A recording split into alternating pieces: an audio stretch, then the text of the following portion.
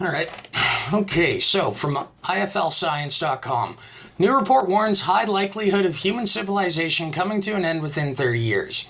This is a bullshit false narrative. It is meant to it's clickbait, it's trash, and it's just simply not true.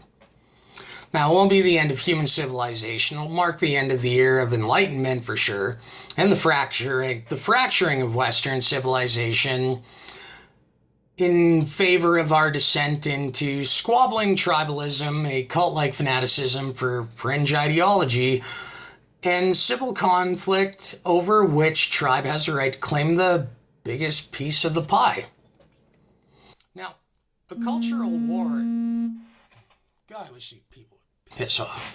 Now, a cultural war is often a precursor to civil war, and a culture war is exemplary of the decay of social cohesion and the erosion of the common ground where the left and right are able to see eye to eye and compromise in order to move social progress forward. So, yes, to be sure, it is the decline of a civilization, but it remains far from the end of human civilization, and even further yet from the end of the world. So, I really like when people reply the way Jason did. And Jason, if you're watching this, thank you. I appreciate your questions. I appreciate your engagement, and I certainly appreciate the non-aggressive and respectable manner in which you involve yourself. It's kind of rare to find these days, so it's noted, it's appreciated, and we need more people like that out there in the world. So Jason says, you're halfway. What if another civil war happened? Who gets to rewrite history? Who then controls? Take Antifa that's in the big cities, and you see they are met with violence from American individuals, but not police. Has it not already begun, maybe? If only in baby steps. Now the big question is, how do you create this?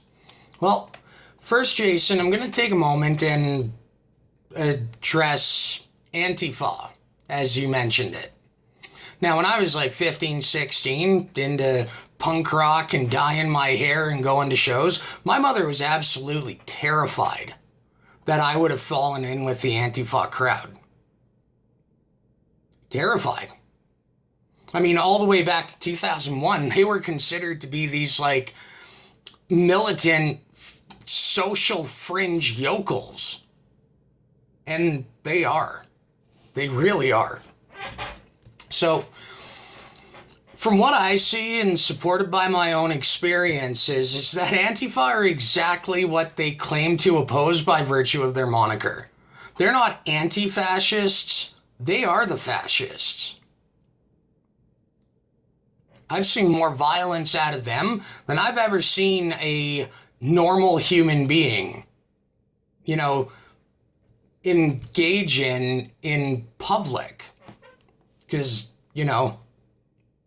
Antifa. Now, also, from what I've seen in the media coming out of the States, in 9 out of the 10 occurrences, it's Antifa that are agitating the violence. And I do believe that they actually pose a larger threat to society than people not so bound to fringe left idealistic zealotry. Now, simply, Republican nationalists show up with a signage of sorts or maybe a flag.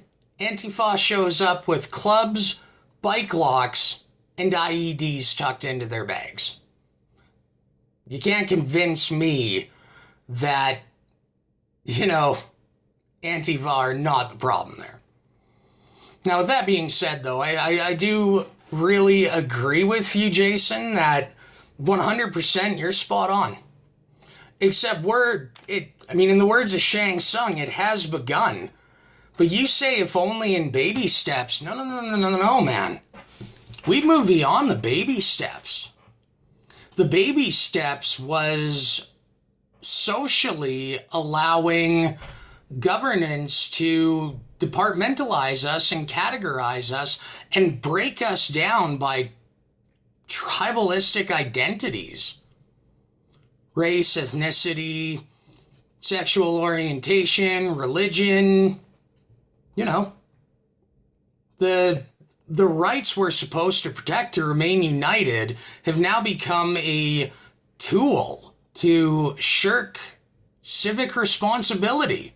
The obligation we all have to, you know, the unwritten social code of our homelands. It's a basic morality, which is why most of us don't engage in violence publicly. Antifa hasn't clicked with them yet. So we have moved beyond the baby steps. The baby steps is the descent into identitarian politics. No. We've gone beyond baby steps. Now we're just top-headily wobbling all over the place, but the destination is a little more clear. So, you know what, that covers that. I can dig it. Now, what if another civil war happened? Well, I would imagine it would be something similar to the first one. Now you say, who gets to rewrite history?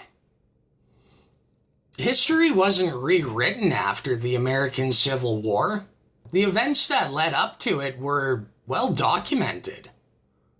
And, I mean, to most people who maybe didn't attend public school all their lives, you know, the Confederates weren't written from history. Actually, we didn't start doing that until we started banning imagery. What, 5 years ago?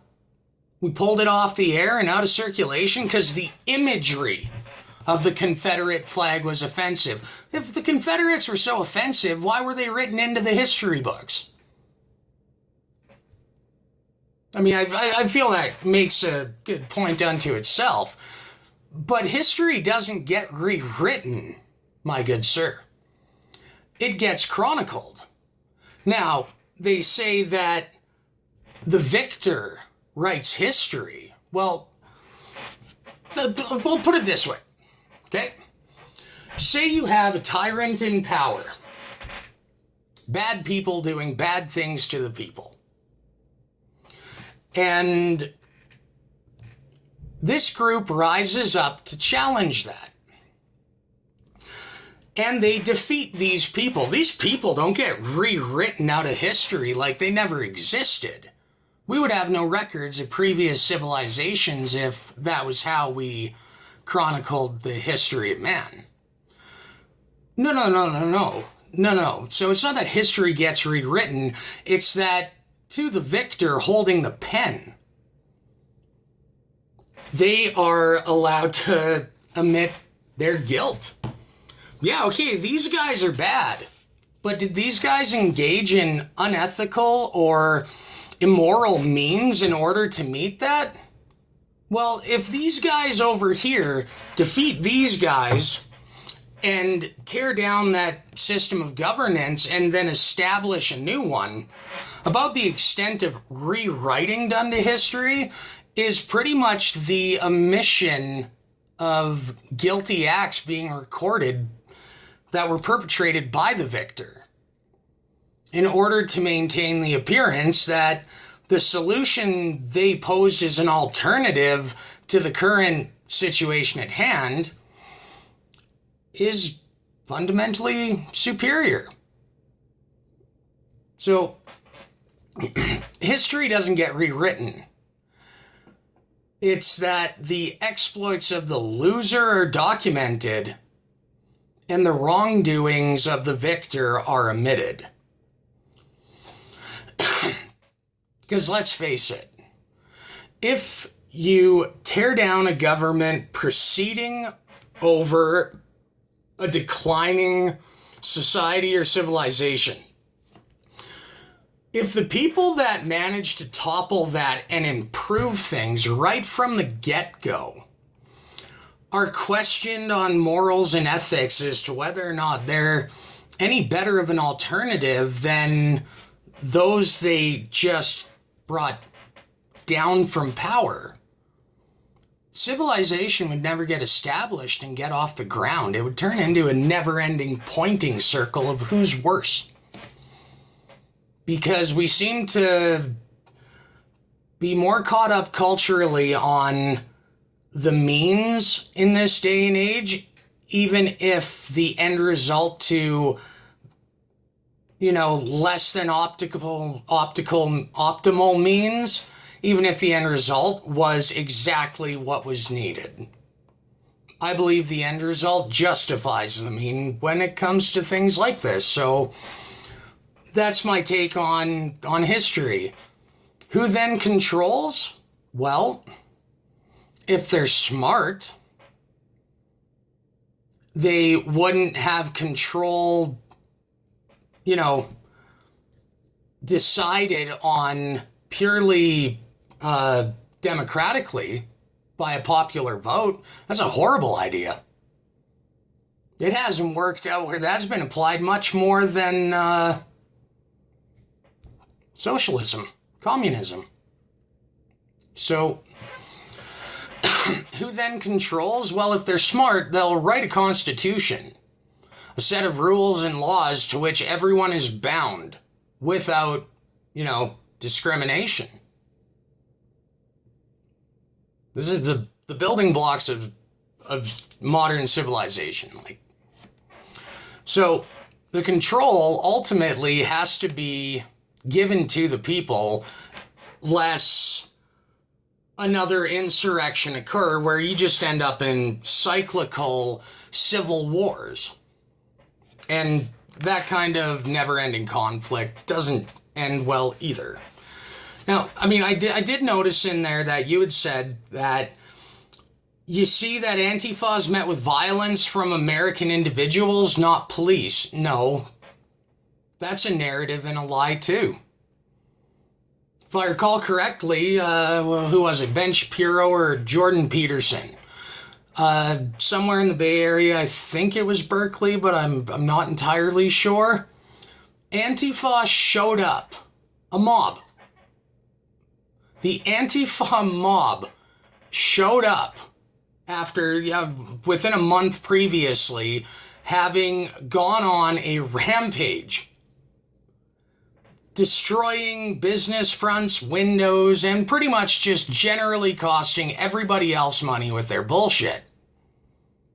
Now, if the consequences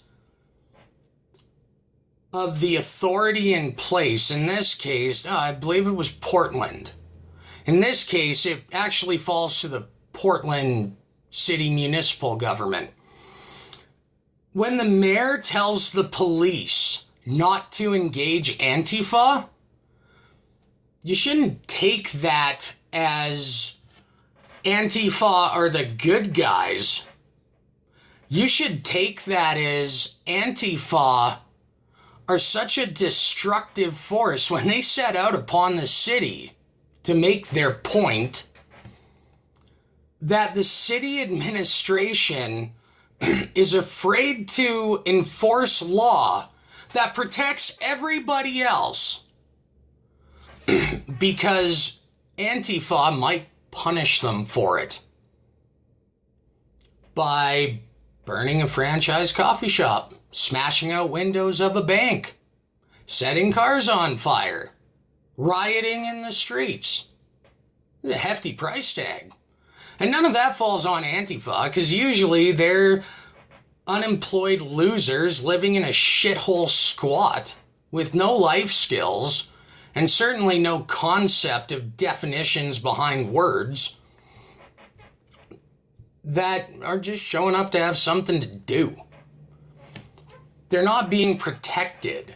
They're holding the city administration hostage and binding the hands of the law while they go out and break it, accosting other people for disagreeing with them.